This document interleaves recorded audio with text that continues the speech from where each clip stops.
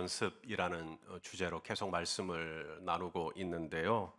우리가 삶 속에서 어떻게 하면 이 하나님의 임재를 우리가 충만하게 누리며 살 것인가?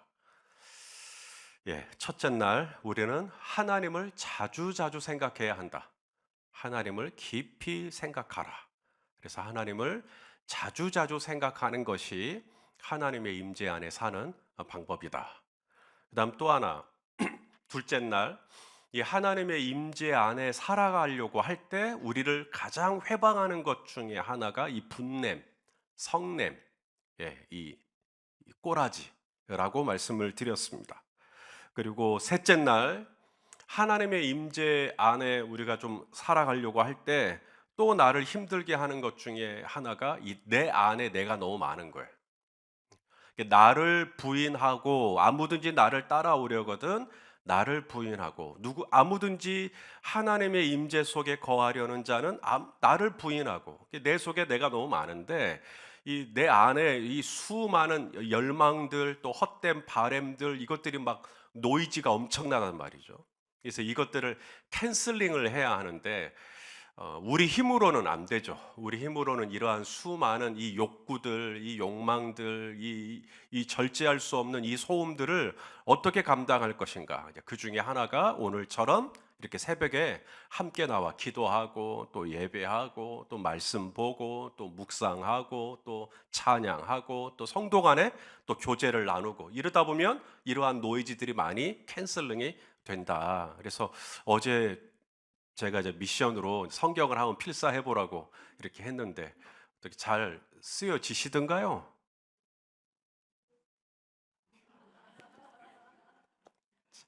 예, 감사합니다. 오늘은 미션 없게 합시다. 뭐 이렇게 안 할 거면 자, 오늘은 네 번째 말씀입니다. 우리가 하나님의 임재를 연습하려고 할 때 어떻게 해야 하는가? 네 번째가 뭐냐면 단순한 삶을 사는 것입니다. 하나님의 임재 속에 거하려면 단순한 삶은 선택이 아니라 필수입니다. 어제 삼여전도회에서 자치회 모임을 한다고 교회 카페에 공지가 올라왔어요. 혹시 읽어보신 분이 계실까요? 그 삼여전도회 모임을 갔습니다 하고 이제 공지가 올라와서 클릭을 하고 들어가 봤더니 첫 인사가 어떻게 시작되는지 아셔요? 많이 분주하시죠? 대개는 안녕하세요 이렇게 시작을 하는데 삼여전도회는 이 첫 인사가 많이 분주하시죠? 이것은 그 글을 쓰신 분이 분주하다는 것을 절대로 본인은 분주하지 않으면서 그런 인사할 수 없거든요. 그러니까 분주한 삶을 우리가 다 살고 있다라는 것을 전제로 하고 있는 것이죠. 여러분, 분주한 삶을 사는 것, 그것은 절대로 단순한 삶을 살 수 없게 한다고 생각하십니까? 그렇지 않습니다.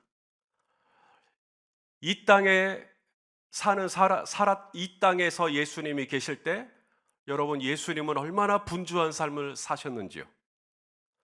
성경에 보면 새벽부터 예수님을 찾아 사람들이 쫓아왔어요. 새벽부터 사람들이 찾나이다. 예수님은 아침에 일찍이 회당에 들어가셨고 회당에서 나와 갈릴리 해변을 거니셨어요. 시몬의 집에 들어가 장모의 병을 고쳐주셨고 세관에 앉아 있던 마태를 제자로 부르셨어요. 때로는 유대 땅을 떠나 사마리아까지 가서 한 여인을 만나셨는데 당시 사건을 기록했던 요한은 예수님이 피곤하여 우물가에 앉으셨다라는 표현을 적고 있습니다. 예수님이 피곤을 느끼셨다라고 하는 이 기록은 또 한 번 나와요. 배를 타고 건너편으로 가실새 예수님이 피곤하여 배의 고무를 베개 삼고 주무셨다는 기록도 있습니다. 밤이 되면 바리새인 니고데모가 갑자기 찾아오고 또 마가복음에 보면 밤이 되자 해가 떨어졌는데도 동네의 병자들이 다 찾아옵니다. 그렇게 예수님은 밤 늦은 시간까지 치유 사역을 감당했던 것이죠. 대충 이 정도만 봐도 예수님은 참으로 분주한 삶을 사셨습니다. 예수님 자신도 이런 말씀을 하셨어요. 여우도 굴이 있고 새도, 공중의 새도 거처가 있는데 인자는 머리 둘 곳조차 없다. 얼마나 여유가 없는 삶을 사셨으면. 여우도 쉴 곳이 있었고 공중의 새도 쉴 거처가 있는데 예수님은 머리 둘 곳이 없었다. 여유가 없었다는 이야기죠. 분주한 삶을 사셨다는 것입니다. 그러니 여러분 분주하셔도 괜찮아요. 바쁜 삶을 사셔도 괜찮아요. 성경에서 말씀하는 이 심플 라이프, 이 단순한 삶이란 배와 금을 다 때려치고 내가 하던 일 다 그만두고 한 가지 일에만 집중해야, 몇 가지 일에만 집중해야 한다. 그게 단순한 삶이라고 가르치고 있지 않습니다. 우리 중에는 이미 오늘 이 하루 내가 지금 새벽부터 밤 늦은 시간까지 몇 시에 뭐 하고 몇 시에 누구 만나고 또 몇 시에 누굴 만나서 계약하고 이 모든 스케줄이, 이 타임 테이블이 이미 빡빡하게 채워져 계신 분도 계실 거예요. 그분은 지금 이 예배가 마치자마자 또 요이똥 하고 지금 할 게 많아요. 지금 잘하고 계신 겁니다. 물론 일감이 좀 줄고 사역이 좀 줄고 만남도 좀 줄고 하면 단순한 삶을 사는데 도움은 될 수 있을 거예요. 하지만 우리가 하나님의 임재 안에 살아가려고 할 때 하나님이 우리에게 주시겠다고 약속하신 것은 육신의 여유, 육신의 쉼이 아닙니다. 우리가 하나님의 임재 속에 살 때 주님이 우리에게 주시마 약속하신 것은 우리 마음의 쉼, 영혼의 쉼이에요. 자, 우리 마태복음 11장 28절 29절 읽겠습니다. 시작. 수고하고 무거운 짐진 자들아 다 내게로 오라. 내게로 오라. 내가 너희를 쉬게 하리라. 뭘 쉬게 하겠다는 건가? 나는 마음이 온유하고 겸손하니 나의 멍에를 메고 내게 배우라. 그리하면 너희 마음이 쉼을 얻으리니. 쉼을 얻으리니. 분주한 삶을 사는 것에 여러분 죄책감 갖지 마세요. 저는 우리 성도님들이 하나님을 믿는 백성으로서 이 세상을 살아가면서 대충 사는 게 아니라 정말 눈 가리고 아웅식으로 사는 게 아니라 하나님을 경외하는 백성답게 정말 이 세상에서 열심히 부지런히 성실하게 꾀 안 부리고 요령 안 내면서 정말 열심히 살아내시는, 그래서 이 세상 가운데서 하나님의 이름 욕먹지 않게 하려고 최선을 다해서 정말 세상에서 인정받으려고 그렇게 열심히 사시는 것, 전 너무 프라이드를 느낍니다. 잘하고 계신 거예요. 다만 우리가 여러 가지 나에게 주어진 일들을 내가 최선을 다해서 감당하는 것은 좋으나 순간순간 우리는 예수님이 누리셨던 하나님의 임재 안에 머물러 있는, 하나님의 임재 가운데 살아가는 이 연습은 우리에게 필요합니다. 이걸 해야 육신의 쉼은 얻을 수가 없죠. 왜? 분주하니까. 그런데 우리 마음이 쉼을 얻어요. 우리 영혼이 쉼을 얻어요. 다시 말해 내 이 속사람이 숨을 쉴 수 있게 된다. 하나님의 임재 속에 살아갈 때. 일이 많은 게 문제가 아니라 일이 많아도 내가 하나님의 임재 안에 살아갈 수만 있다면 우리의 영혼은, 우리의 마음은 얼마든지 숨을 쉴 수 있다. 원하시면 아멘 해 주십시오. 미국의 그 원주민들, 인디언들이죠. 인디언들의 이야기를 잠깐 글을 읽은 적이 있어요. 인디언들이 이제 말을 타고 어딘가로 막 갑니다. 두구닥 하면서 열심히 가요. 가다가 인디언들은 말을 멈춘대요. 그리고 말에서 내려 본인이 달려왔던 그 길을 뒤를 돌아서 이렇게 한참을 응시한다고 합니다. 그러니까 옆에 있는 분이 물어보는 거죠. 왜 갑자기 멈춰서는 이게 뒤를 돌아보십니까? 그때 인디언들이 이런 얘기를 한다 그래요. 내가 말을 타고 너무 빨리 달렸기 때문에 혹시 내 영혼이 뒤처져 있으니까 내 영혼이 다시 나에게 돌아올 때까지 내가 기다려주고 있는 거라고. 우리에게 이런 잠깐의 쉼, 우리에게 이런 잠깐의 숨이 필요하지 않겠는가?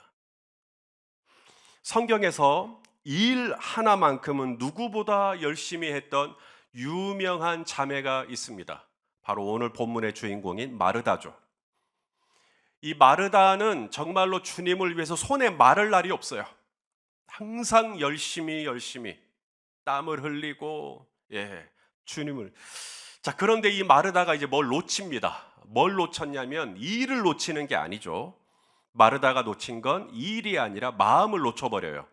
마음을 놓쳐버린 것을 볼까요? 40절 말씀. 오늘 본문 40절 같이 읽겠습니다. 시작. 마르다는 준비하는 일이 많아 마음이 분주한지라 예수께 나아가 이르되 주여 내 동생이 나 혼자 일하게 두는 것을 생각하지 아니하시나이까 그를 명하사 나를 도와주라 하소서. 마르다는 몸이 지금 분주한 게 아니죠. 지금 어디가 분주해져 버렸어요? 마음이 분주해져 버렸어요. 여러분, 일이 많아도 마음이 분주해지지 않을 수 있어요. 근데 일이 별로 없는데도 마음이 막 분주해요. 이게 마음의 문제인 겁니다. 일의 문제가 아닌 거예요. 분주하기로 따지자면 예수님도 분주하죠. 왜냐하면 예수님이 지금 어디를 향해 가고 계시냐면 예루살렘. 이제 예루살렘에 가서 예수님이 지금 하실 일이 많아요. 왜냐하면 이 땅에 남아있는 날이 얼마 안 남았어요, 예수님이. 왜냐하면 요한복음의 13장에 보면 아버지께로 돌아가실 때가 이른 줄 아시고 예수님이 그걸 딱 감지하셨어요. 아, 내가 이제 곧 십자가에 못 박혀 죽겠구나. 그걸 알고 지금 예루살렘을 가는 길이었습니다. 그래서 예루살렘에 가면 예수님은 하실 일이 많아요. 성전도 정화해야 되죠. 사람들에게 마지막으로 가르침도 줘야 되죠. 제자들 만나서 마지막 설교도 하고 망찬도 하고 제자들 발도 씻어줘야 되죠. 예수님 하실 일이 많아요. 그런데 예수님의 마음은 분주하지가 않습니다. 예수님은 주로 사역을 갈릴리에서 하셨어요. 갈릴리는 위쪽에 있고 예루살렘은 밑에 있어요. 때가 되매 예수님은 이제 갈릴리에서의 사역을 마감하고 예루살렘으로 내려가야겠다. 이제 예루살렘에서 마지막 유월절 보내고 내가 죽어야겠다. 이걸 아십니다, 예수님이. 그래서 이제 갈릴리에서 예루살렘으로 이제 가기로 굳게 결심했다. 우리 누가복음의 표현인데요. 누가복음 9장 51절입니다. 시작. 예수께서 승천하실 기약이 차감해 예루살렘을 향하여 올라가기로 굳게 결심하시고. 자, 누가는 예수님이 십자가에서 죽으시기로 굳게 결심했다 이렇게 표현하지 않습니다. 예수님이 죽으시기로 이런 표현보다는 누가는 예수님이 십자가에서 죽으심을 넘어 부활과 승천 그리고 하나님 아버지께로 돌아가는 여기까지 우리 주님은 바라보시고 예루살렘으로 가셨다라고 지금 적고 있는 것이죠. 자, 그렇게 이제 예루살렘을 향하여 올라가기로 굳게 결심했어요. 갈릴리에서 이제 예루살렘으로 이제 가는 겁니다. 광주에서 서울 가기로 굳게 결심한 거예요. 그러면 갈릴리에서 예루살렘에 올 때 중간에 사마리아라고 하는 땅이 나와요. 유대인들은 사마리아 사람들과 상종하지 않았죠. 그래서 사마리아가 나오면 유대인들은 요단강이 이쪽에 흐르는데 동쪽에 요단강으로 뺑 돌아서 예루살렘으로 옵니다. 사마리아 땅은 부정한 땅이니까, 더러운 땅이니까 사마리아 땅을 안 밟으려고. 그런데 예수님은 갈릴리에서 예루살렘으로 이제 직항이 있잖아요. 갈 수 있잖아요. 그래서 사마리아를 통과하려고 하십니다. 왜냐하면 빨리 가야 되니까. 아버지께 승천하실 기약이 차감해. 나 이제 이 땅에서 사역 이제 다 마무리하고 나 이제 하나님 아버지께 돌아갈 수 있는 거잖아요. 그래서 사마리아를 통과하려고 하는데 사마리아 사람들이 막아섭니다. 못 지나간다는 거예요. 유대인들은 이 사마리아 땅을 밟을 수 없다는 거예요. 너희들이 얼마나 우리를 무시하고 그랬는데. 예루살렘으로 간다는 말을 듣고 막아서요. 자, 누가복음 9장 53절 말씀입니다. 시작. 예수께서 예루살렘을 향하여 가시기 때문에 그들이 받아들이지 아니하는지라. 이 예수님은 지금 굳게 결심하고 지금 예루살렘을 빨리 가야 되는데 할 일이 아직 많은데 사마리아 사람들이 중간에 딱 가로막아서는 안 돼! 이러는 거예요. 어떻게 하면 좋아요? 정세주 집사님, 이럴 때 어떻게 하면 좋아? 그걸 왜 저한테 물으십니까? 그죠? 그래서 이 야고보와 요한 두 형제가 나섭니다. 예수님, 이 버르장머리 없는, 이 네 가지가 없는 이 사마리아 사람을 그대로 두지 말고 하늘에서 불을 명하여 이 사마리아 성을, 이 사마리아 이 땅 사람들을 다 죽여버리죠. 심판해버리죠. 예수님이 그 이야기를 듣고 이 야고보와 요한에게 예수님이 화를 내십니다. 너희가 왜 그렇게 이렇게 성질이 급하냐? 그러면서 이 야고보와 요한에게 별명을 붙여주시죠. 너희는 보아너게다. 이 보아너게라는 말은 son of thunders, 우레의 아들. 번쩍하면서 그냥 화를 내듯이 너희는 꼭 그런 성질을 가지고 있다라고 하면서 그런 보아너게 중에 한 명이었던 요한이 나중에 사랑의 사도가 되죠. 성령 받고. 아무쪼록 예수님은 당신을 가로막아서는 이 사마리아에 있는 사람들을 다 그냥 죽여버리자고 말하는 야고보와 요한에게 오히려 예수님이 더 화를 내시죠. 그러면서 예수님이 뭐라 그러냐면 돌아가자. 사마리아 사람들이랑 싸우지 말고 우리가 차라리 좀 돌아가자. 자, 55절, 56절 또 읽어보죠. 시작. 예수께서 돌아보시며 꾸짖으시고 함께 다른 마을로 가시니라. 지금 갈릴리에서 예루살렘으로 가는 직항이 있어요. 직항. 왜 직항을 앞두고 경유를 하냐고요. 지금 예루살렘을 향하여 가기로 굳게 결심하셨잖아요. 그러면 더 빠른 길이 있는데, 지름길이 있는데 왜 돌아가냐고요. 예수님은 분주하시지만, 몸은 분주하시지만 마음은 쉼이 있는 겁니다. 그러니 뭐가 일이 딱 막혔을 때 그것을 감정적으로 반응하지 아니하고 마음의 쉼이 있다 보니까 돌아갈 수 있는 여유가 있는 겁니다. 여리고성도 마찬가지입니다. 이제 예루살렘에 다 다가왔어요. 예루살렘에 다 다가왔다는 그 증거가 여리고예요. 여리고를 지나면 이제 바로 예루살렘입니다. 그러므로 이 여리고는 오래 머물 필요가 없어요. 왜냐하면 여리고만 지나면 바로 예루살렘이니까 이제 예루살렘으로 들어가기만 하면 돼요. 그래서 성경에서도 예수님은 여리고를 지나가려고 했어요. pass through, 지나가려고 했어요. 여리고에서 누구를 만나겠다, 여리고에서 뭘 하겠다, 아니요, 그냥 지나가려고 했어요. 여리고는 그래도 되는 곳이니까, 바로 예루살렘이니까. 예수님의 목적지는 여리고가 아니에요. 예수님은 지금 예루살렘을 향하여 지금 가고 있는 거예요.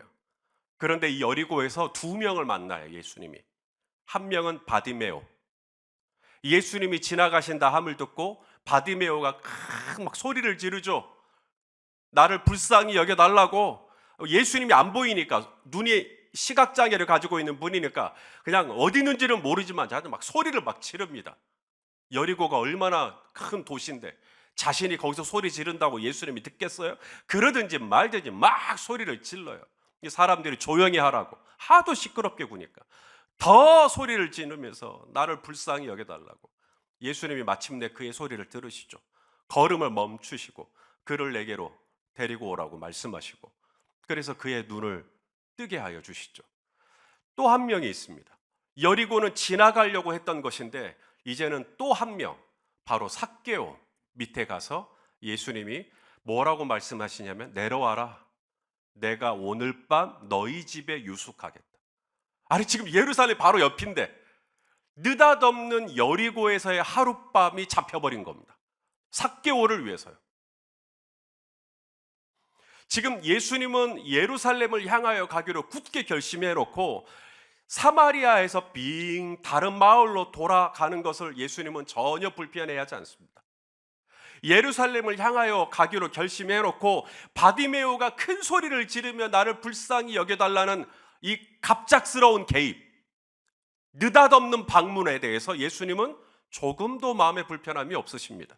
더 나아가 당시의 여리고의 세리장이었고 모두가 죄인이라고 수군대는 삭개오야 내려와라, 내가 오늘 밤 너희 집에 유하여야 하겠다. 아예 하룻밤을 통째로 삭개오에게 주십니다. 아니 지금 예루살렘이 코앞인데 예루살렘을 지척에 두고 지금 무슨 느린장이죠? 예수님이 이 모든 일들이 가능할 수 있었던 것, 바로 하나님의 임재 안에 사셨기 때문에 예수님은 정말 분주하셨지만 예수님은 마음까지 분주하지는 않았다.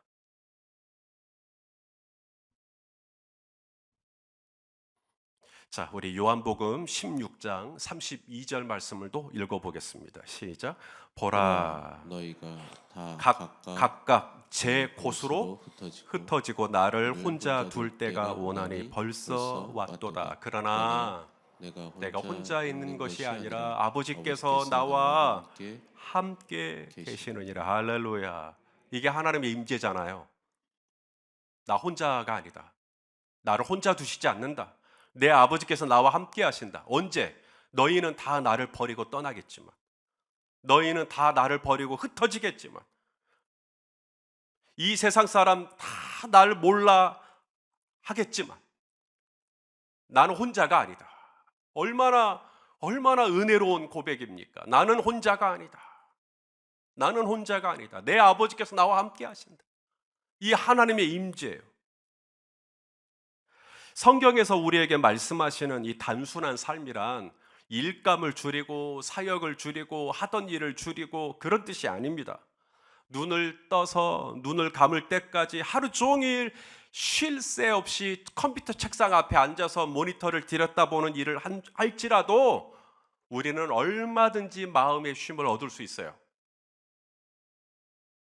그걸 가능하게 해주는 것이 바로 하나님의 임재 연습입니다.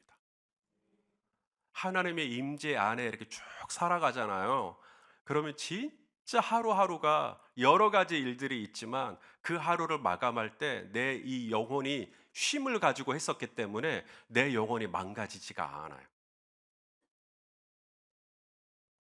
오늘의 미션은 그러므로 이거예요.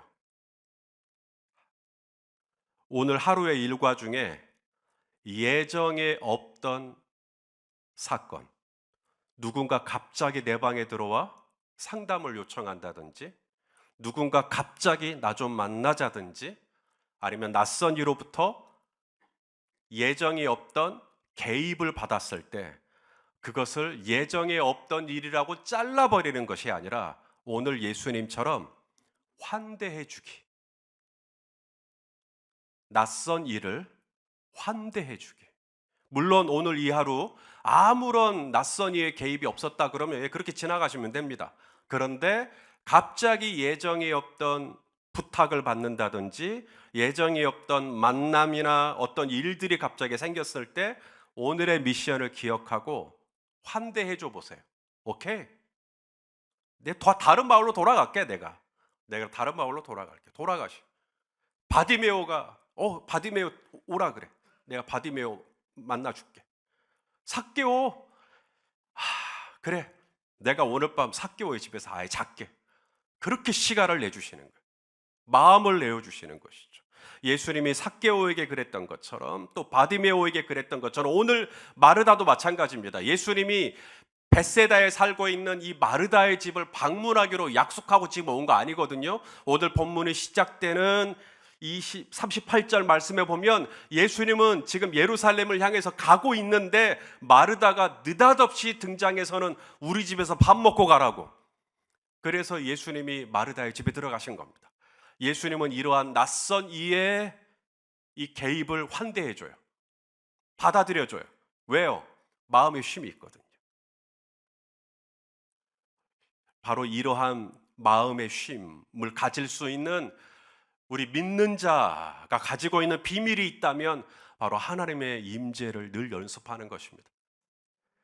저는 오늘 하루 여러분들이 하나도 바쁘지 않아서 그냥 정말 좀 쉬고 좀 여유를 좀 부리고 그래서 집에 가서 좀 편안하게 좀 주무시고 그러라고 지금 이 말씀 드리는 거 아닙니다. 어쩌면 우리 성도님들은 어제보다 오늘 더 바쁘실 수도 있어요. 저도 오늘 우리 고3 아이들 데리고 고시장 가야 돼요.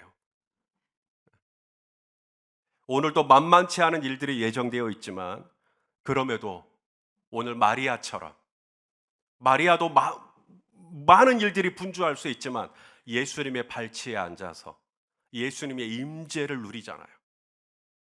그리고 마리아는 이 좋은 표를 선택했으니 빼앗기지 않을 거라고. 오늘 이 하루 하나님의 임재를 누림으로 하나님의 임재 안에 거하심으로 우리 성도님들 일은 많아도 마음은 바쁘지 않기를, 마음은 쉼을 가질 수 있기를, 영혼은 여유를 가질 수 있기를, 그래서 낯선 이에게도 환대해 줄 수 있기를, 그리고 그 가운데서 하나님이 낯선 이의 환대를 통해 또 내게 베푸시고자 하시는 은혜가 뭔지를 받아 누리실 수 있기를 우리 주님의 이름으로 축원합니다. 기도하겠습니다. 하나님, 하나님의 임재를 연습한다는 게 무엇인지 하루하루 계속 살펴보고 있습니다.